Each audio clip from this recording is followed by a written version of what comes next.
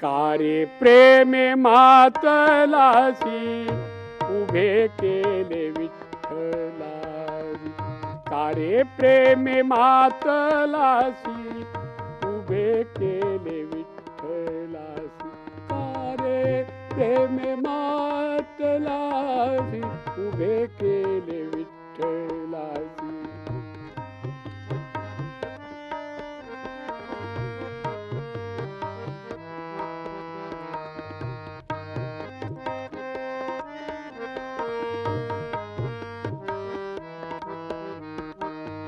ऐसा कैसा रे तू धीट, ऐसा कैसा रे तू धीट, ऐसा कैसा रे तू धीट, मागे भिरकाविली वीट. ऐसा कैसा रे तू धीट, मागे भिरकाविली वीट, मागे भिरकाविली वीट, मागे भिरकाविली वीट. कारे प्रेमे मातलासी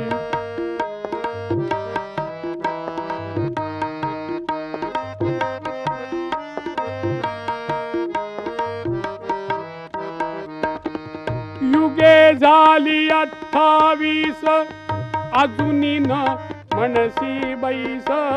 युगे झाली 28 अजूनी न म्हणसी बैस. भाव देखोनी निकट, भाव देखोनी निकट, भाव देखोनी निकट. देवे सोडिले वैकुंठ, देवे सोडिले वैकुंठ.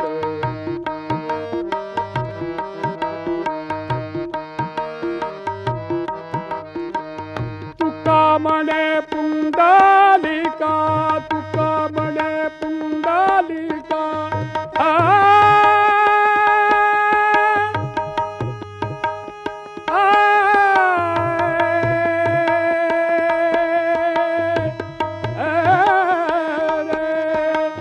तुका म्हणे पुंडलिका, तूच भक्त बळीचा निका, तूच भक्त बळीचा निका, तूच भक्त बळीचा निका. कारे प्रेमे मातलासी उभे केले विठ्ठलासी. कारे प्रेमे मातलासी उभे केले विठ्ठलासी. उभे केले विठ्ठलासी, उभे केले विठ्ठला. कारे प्रेमे मातलासी उभे केले विठ्ठलासी. तुकाराम महाराजासारख्या एका भक्ताने पुंडलिकासारख्या एका भक्ताला विचारलेला हा प्रश्न आहे. यामध्ये एक पाठभेद असा आहे, काही अभंगामध्ये कारे पुंड्या मातलासी उभे केले विठ्ठलासी असा पाठभेद आहे. पुंडलिकाला रागारागाने तुकाराम महाराज पुंड्या म्हणतायत. अर्थात हा राग प्रेमाचा आहे. दोन भक्तामधलं हे भांडण आहे. पण काही अभंगामध्ये कारे प्रेमे मातलासी असं केले. पुंडलिका, अरे किती धीड तू. साक्षात परब्रह्माला विटेवर तू 28 युग उभी केलीस. युगे 28 विटेवरी उभा, वामांगे रखुमाई दिसे दिव्य शोभा. पुंडलिकाचे भेटी परब्रह्म आले गा. पुंडलिकाच्या भेटीकरता परब्रह्म आलं आणि पुंडलिकाने काय केलं, त्याला विटेवर उभा केला. 1 वर्ष 2 वर्ष नाही, 28 युग. एका युगाची, कलियुगाची नुसती 4,32,000 वर्ष होतात. सध्या 7व्या मन्वंतरातील म्हणजे वैवस्वत मन्वंतरातील 28वे कलियुग चालू आहे. इतका काळ पांडुरंग विटेवर उभा आहे. कशाकरता उभा आहे? भाव देखो निया निकट देवे सोडिले वैकुंठ. आपल्या भक्ताचा भाव पाहिला आणि वैकुंठ सोडून इथे पंढरीमध्ये भिवरीच्या तीरावर येऊन उभा राहिला. शेवटी तुकाराम महाराजांनी कबूल केलं. तुका म्हणे पुंडलिका तूच भक्त निळिया, तूच भक्त बळिया निका. सगळ्यामध्ये बलवान आणि निका म्हणजे शुद्ध असलेला भक्त जर कोण असेल तर तू आहेस. पुंडलिकाच्या भक्तीचा महिमा सर्व संतांनी वर्णन केलेला आहे. नामदेव महाराज म्हणतात, पुंडलिका अरे प्रल्हादा रक्षिले पांडवा प्रतिपाळिले तया उभे केले पुंडलिके. विभीषणा स्थापिले ध्रुवासी आढळ केले तया उभे केले पुंडलिके. चैद्यादी मर्दी येले सुरवर तारिले तया उभे केले पुंडलिके. अहिल्ये उद्धरिले गजेंद्रा रक्षिले तया उभे केले पुंडलिके. गयासुरा वधिले बळीस पाताळी घातले तया उभे केले पुंडलिके. नामा म्हणे केशवा भक्ताचे ठेवणे घेऊन केवी जाणे घडे तुझ.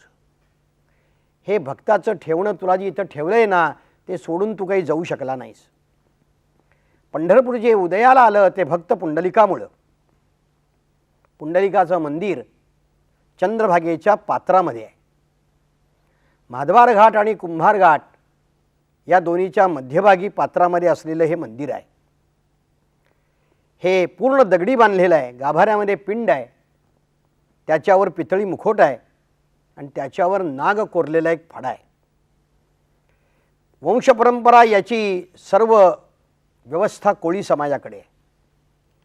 हा पुंडलिक खरोखर ऐतिहासिक व्यक्ती होऊन गेली का कोणी हा महादेव आहे असंही म्हणतात.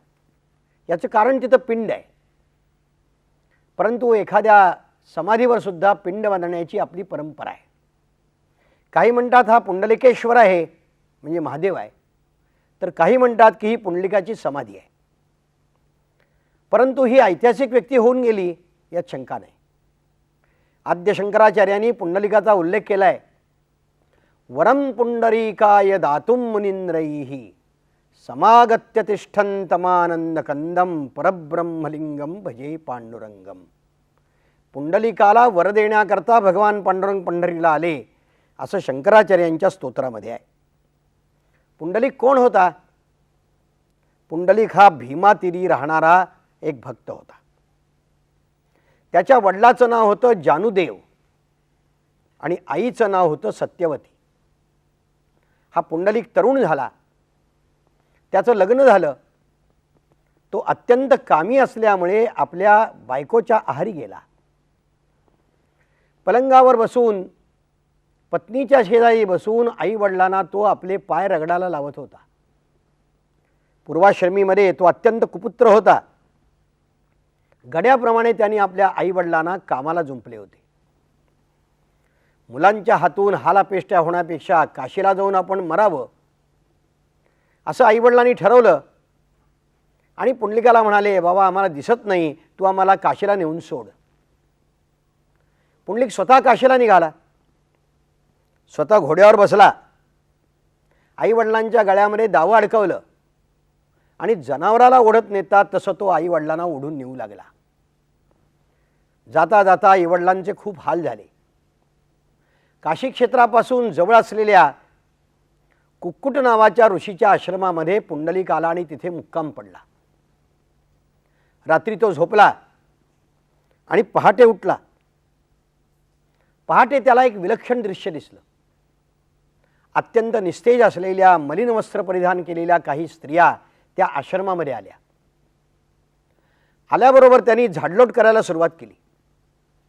सगळा आश्रम झाडून स्वच्छ केला, सडा संमार्जन केलं, रांगोळ्या घातल्या आणि आश्चर्याची गोष्ट त्या मलिन होत्या त्या शुभ्र झाल्या, त्या निस्तेज होत्या त्या तेजस्वी झाल्या. पुंडलिकाला आश्चर्य वाटलं आणि त्यांनी जाऊन विचारलं की देवीनो आपण कोण आहात? त्यांनी सांगितलं आम्ही नद्या आहोत. ही गंगा आहे, ही सिंधू आहे, ही सरस्वती आहे, ही कावेरी आहे, ही तुंगभद्रा आहे, ही गोदावरी आहे. मातानं तुम्ही इथे का आलात? त्यावेळी नद्या म्हणाल्या की दिवसभर पापी लोक आमच्या पाण्यामध्ये स्नान करतात आणि आम्ही मलिन होतो.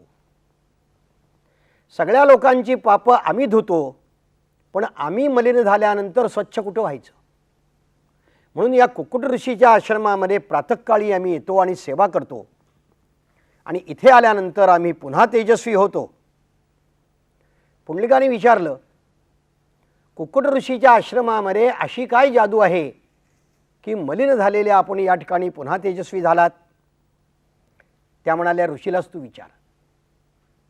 सकाळ झाली. कुक्कुट ऋषीच्या दर्शनाला सगळे लोक जाऊ लागले. पुंडलिकही गेला. त्याला खूप आश्चर्य वाटलं होतं. त्याने जाऊन कुक्कुट ऋषीला नमस्कार केला आणि रात्री घडलेला प्रसंग सगळा सांगितला. कुक्कुट ऋषींना त्याने विचारलं, आपण कोणतं तप केलं, आपण किती यज्ञयाग केलेत, आपण कोणत्या देवाची आराधना केलीत, म्हणून या जगातल्या पवित्र नद्या आपल्या आश्रमामध्ये येऊन सेवा करून अधिक पवित्र होतात. कुक्कुट ऋषी हसले. ते म्हणाले, पुंडलिका, हे सगळं आईवडिलांच्या सेवेचं फळ आहे. मला जगामध्ये आईवडिलाशिवाय दुसरं दैवत माहीत नाही. तुला एक गोष्ट सांगतो, काशी इथून 10 कोसावर आहे, पण मी काशी विश्वनाथाच्या दर्शनाला कधीही गेलो नाही. माझी काशी, माझं रामेश्वर आईवडिलांच्या पायाशी आहे.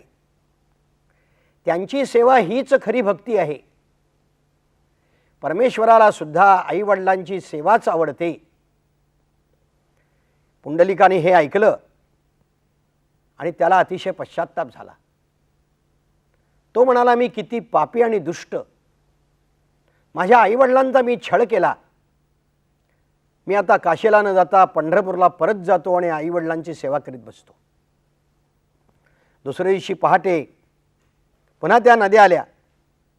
त्या नद्यांना साष्टांग नमस्कार घातला तेव्हा नद्या म्हणाल्या, पुंडलिका दूर हो, तू पहा पापी आहेस. जे आईवडिलांची सेवा करीत नाहीत, आईवडिलांना दुःख देतात, ते चांडाळ आहेत. जा, आईवडिलांची सेवा कर, मग तुला आम्ही आमच्या अंगाला स्पर्श करू देऊ. मग त्यांनी आईवडिलांना कावडीमध्ये बसवलं, कावड खांद्यावर घेतली आणि काशीला न जाता तो पंढरपूरला आला. 12 वर्ष सेवा झाली. त्याची सेवा पाहिल्यानंतर भगवान संतुष्ट झाले आणि द्वारकेहून पंढरपूरला त्याला दर्शन देण्याकरता आले. पंढरपूरला रुक्मिणी अगोदर आली होती, पण आपल्या बायकोला भेटायचं का भक्ताला भेटायचं? भगवान पांडुरंग हे भक्त परतंत्र आहेत. त्यांचं आपल्या पत्नीपेक्षा सुद्धा भक्तावर प्रेम जास्त आहे, म्हणून रुक्मिणीला सोडून ते भेटायला गेले पुंडलिकाला. पुंडलिकाच्या समोर उभा राहिला पांडुरंग. बराच वेळ उभा राहिला तरी पुंडलिक बघायला सुद्धा तयार नाही.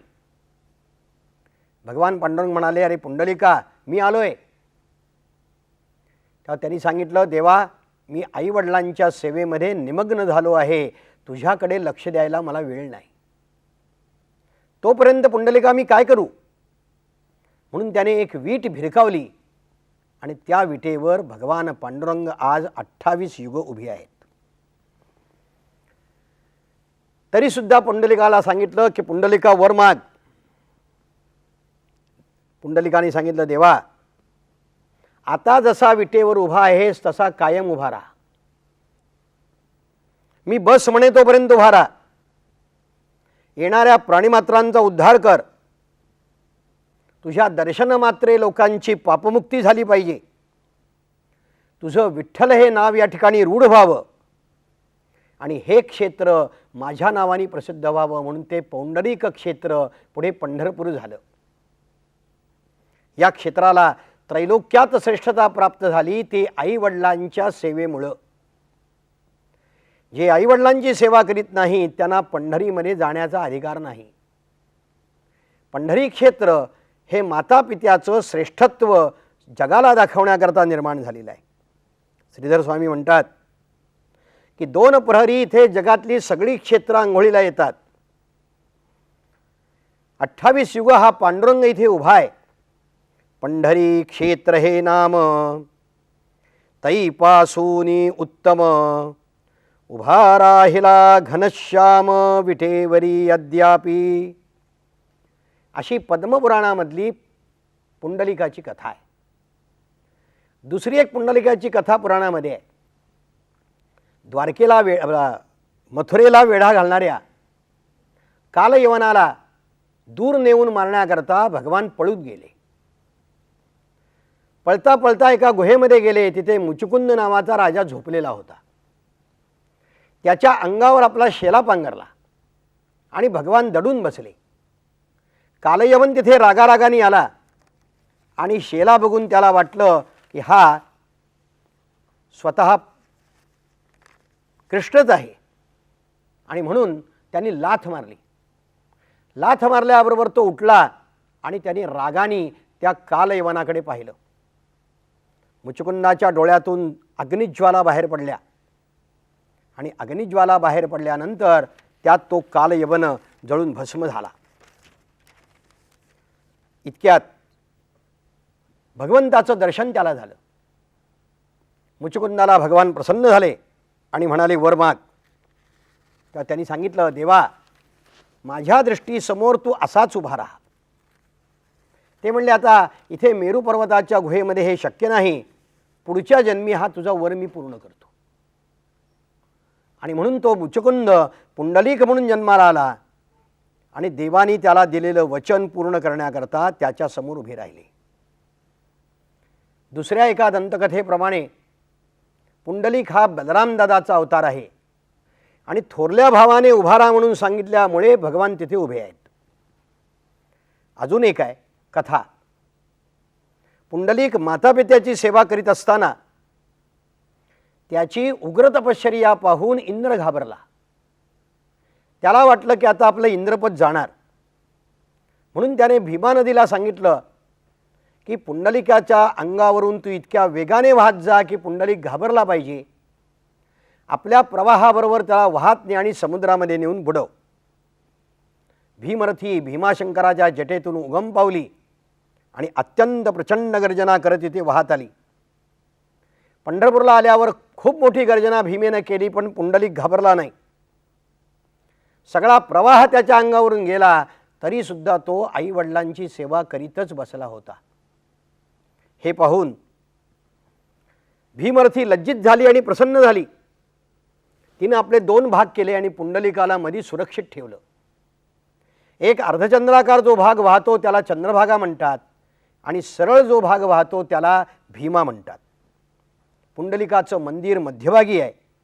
2 बाजूला प्रवाह आजही दिसतात. संत वाङ्मयामध्ये पुंडलिकाचे अनेक उल्लेख आहेत. नामदेव म्हणतात पुंडलिकाचे भेटी भिवरेच्या तेरी, परब्रह्म उभे वाळवंटी. जनाबाईने पुंडलिकाचं वर्णन फार सुंदर आणि हृद्य केलेलं आहे.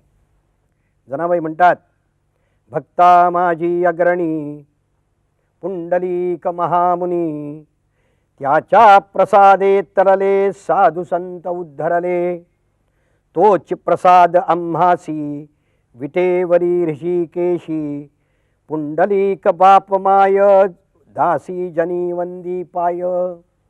असा हा पुंडलिक पंढरपूरचं ग्रामदैवत आहे म्हटलं तरी चालेल. तेव्हा पुंडलिक ही ऐतिहासिक व्यक्ती होऊन गेली यामध्ये शंका नाही. भगवंताला उभे करणारे 3 भक्त इतिहासात होऊन गेले. त्रेतायुगामध्ये शबरीने सांगितलं की प्रभू रामचंद्रा मी मरताना तू माझ्या डोळ्यासमोर उभा राहा, आणि भगवान शबरीच्या अंतकाळी येऊन उभा राहिले. द्वापरयुगामध्ये भीष्माचार्यांनी सांगितलं की देवा मी प्राण सोडताना तू माझ्यासमोर उभा राहा. त्या पुंडलिकाची महती आपण ऐका. डोळियाची भूक हरपली, पाहता श्री विठ्ठल माऊली. नाथांचा हा अभंग पुंडलिकाची महती सांगणार आहे. तो आता आपण ऐकूया.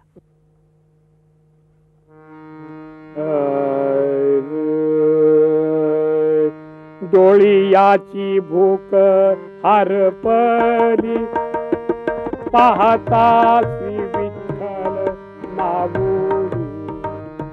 पाहता श्री विठ्ठल माऊली, पाहता श्री विठ्ठल माऊली डोळी याची भूक हरपली पाहता श्री विठ्ठल माऊली पाहता श्री विठ्ठल माऊली पाहता श्री विठ्ठल माऊली कुंडली के बरवे केले कुंडली के बरवे केले कुंडली के बरवे केले कुंडली के बरवे केले कुंडली के बरवे केले परब्रह्म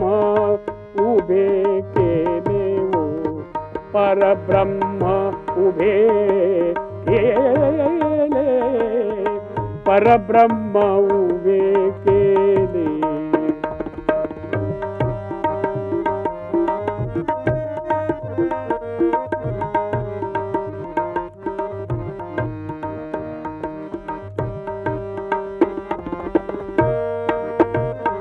अठ्ठावीस युगे झाली 28 युगे झाली 28 युगे झाली अद्यापीन बैसे खाली अद्यापीन बैसे खाली अद्यापीन पैसे खाली डोळी याची भूक हरपली पाहता श्री विठ्ठल माऊली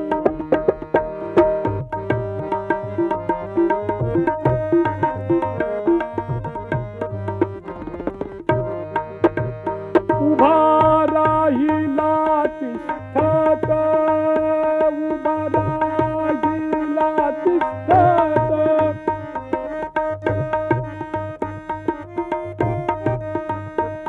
आलियासी क्षेम देत आलियासी क्षेम देत ऐसा कृपाळू दीनाचा ऐसा कृपाळू दीनाचा एका जनार्दनी साचा एका जनार्दनी साचा एका जनार्दनी साचा डोळी याची भूक हरपली पाहता श्री विठ्ठल माऊली पाहता श्री विठ्ठल माऊली पाहता श्री विठ्ठल माऊली